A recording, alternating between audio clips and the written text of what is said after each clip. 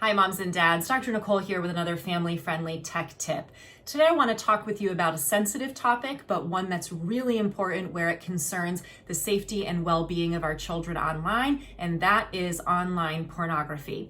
Certainly, it is one of the biggest things that parents need to be concerned about and are concerned about with kids using the internet and digital devices, and for good reason.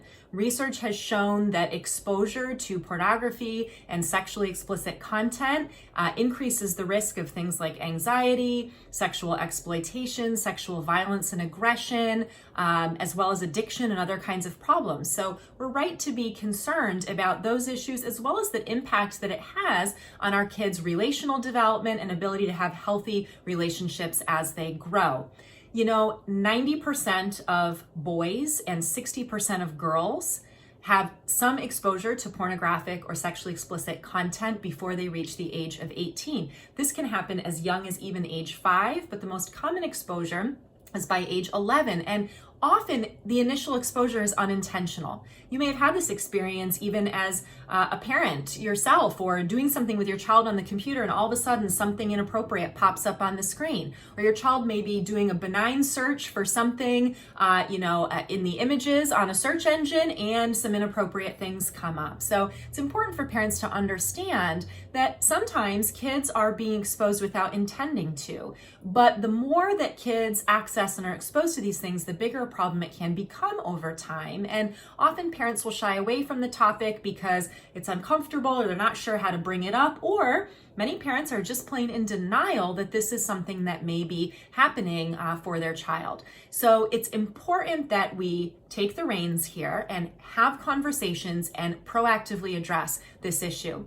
As a clinician, I have worked with lots of families over the years who have had to deal with pornography-related concerns for their kids and wish more than anything that they could go back in time and address these things sooner, have more proactive conversations, put more safety measures in place. So let's talk about some practical things that parents can do. The first is to talk with your kids about what pornography is, about the risks, and about your family's values around those kinds of things. It's important to have an age-appropriate conversation. That obviously looks different with an elementary child than it does with a high schooler, but important to start those conversations early about even the kinds of things that they might be seeing online or might be exposed to. It's really important that kids understand that pornography is not just sexual images or videos that they may see on certain kinds of websites, but can also include text messages, images that are sent over social media, things that they see on various types of social media platforms, and those can all fit in that category.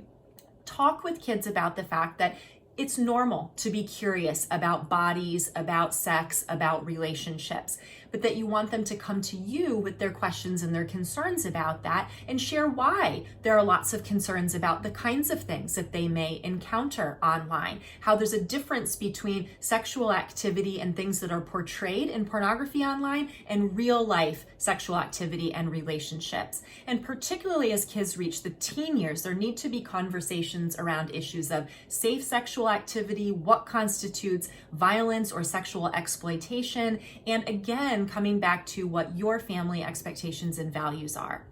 The second thing is to make sure that we have ongoing discussions with kids that are free of shame and fear and anger. Because if we approach it in that way, kids will not come to us when they have concerns, when they're seeing things that are inappropriate. So letting our kids know that they can always come to us, that we will be a trusted source of information, that we want to know what their concerns and questions are and what they're seeing, and that they're not going to get in trouble for it. That's critical.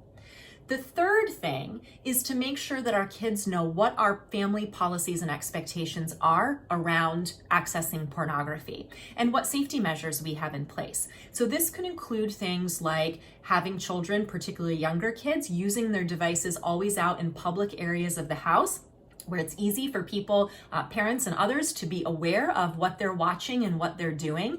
It should be an expectation and a rule that children of all ages do not use their devices, particularly if they're connected to the internet, in their bedrooms at night. That is an unsafe thing that can lead to all kinds of issues. So being clear about those kinds of expectations, talking about how their devices are to be used and when, and what kinds of things that they can do on social media and those kinds of things is important. And sitting down periodically with kids and their devices and talking and looking together at the kinds of things that they're looking at online, what they're seeing on social media, the kinds of videos they're watching. Keeping those lines of communication open and doing that together is a critical component of safety and education for kids.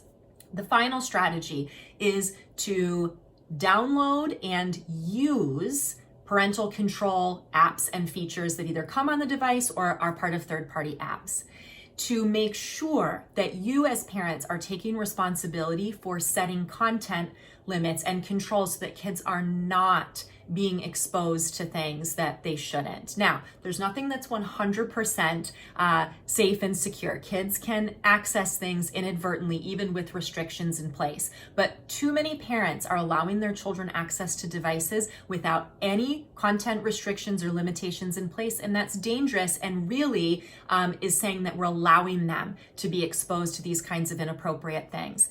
So the great thing about these apps is that the restrictions can be stricter when kids are young, and we want to block access to any potentially sexually explicit or inappropriate content, but they can be lessened and, as kids get older and more mature and able to handle more things, we can have discussions and control those restrictions over time. But this is critically important for kids' safety to have these things in place. And really, the great thing about these parental control apps is that they allow for ongoing conversation. They allow us as parents to be aware of what our kids are doing on devices so that we can open up conversation and have ongoing dialogue and sharing about these things. The parental control app that I personally use in my home and that I recommend at my clinic is Custodio. It is very comprehensive. It is very simple and easy to install and use, and really helps protect kids as well as open up dialogue about what's happening online, what they're being exposed to, and really helps to keep them safe. So I highly recommend looking into Custodio if you don't already have another parental control app that you're using.